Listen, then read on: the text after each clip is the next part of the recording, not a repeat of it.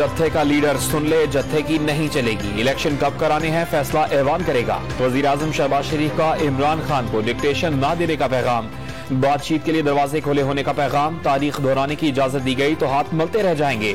फितने को रोकना होगा। 2014 में धरना, चीनी सदर का दौरा मंसूख कराने की साजिश करार दे दी।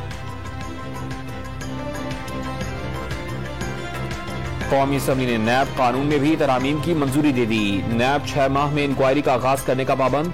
गिरफ्तार अफराद को 24 घंटे में अदालत लाया जाएगा। केस दायर होते ही गिरफ्तार नहीं हो सकेगी। रिमांड की मुद्दत 90 रोज से कम करके 14 रोज कर दी गई।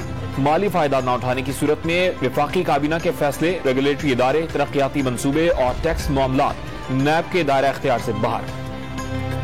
आम इंतखाबात में ओवरसीज पाकिस्तानियों को बैरून मुल्क से वोट डालने का हक नहीं होगा। इलेक्ट्रॉनिक वोटिंग मशीन के इस्तेमाल की शिक भी खत्म। इलेक्शन कमीशन ऑफ पाकिस्तान ज़िमनी इंतखाबात में ओवरसीज पाकिस्तानियों की वोटिंग और इलेक्ट्रॉनिक और बायोमेट्रिक वोटिंग मशीनों का पायलट प्रोजेक्ट शुरू करे।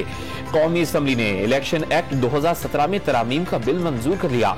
इस्लाहात के लिए पार्लिमानी कमेटी भी तश्कील।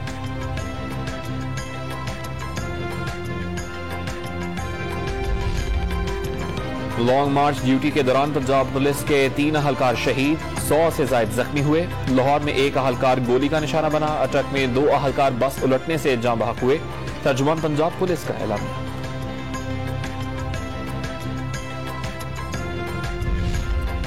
बलूचिस्तान असम्बली में वजीर आला बलूचिस्तान अब्दुल कुद्दूस बिजंजो के खिलाफ तहरीक अदम एतमाद पेश न हो सकी। तहरीक के हक में दरकार 13 की बजाय 11 वोट मिल सके।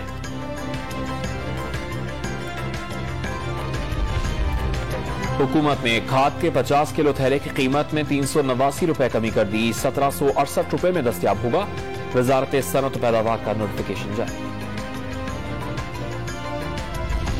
और कश्मीरी रहनुमा यासीन मलिक की उम्र कैद के खिलाफ मकबूजा जम्मू कश्मीर में मुकम्मल हड़ताल। दुकानें और कारोबार बंद। जगह जगह मुजाहिरे। भारत ने एहतजाज को चलने के लिए मजीद फौजी भिजवा दिए। मिशाल मलिक का आलमी अदालत जाने का ऐलान।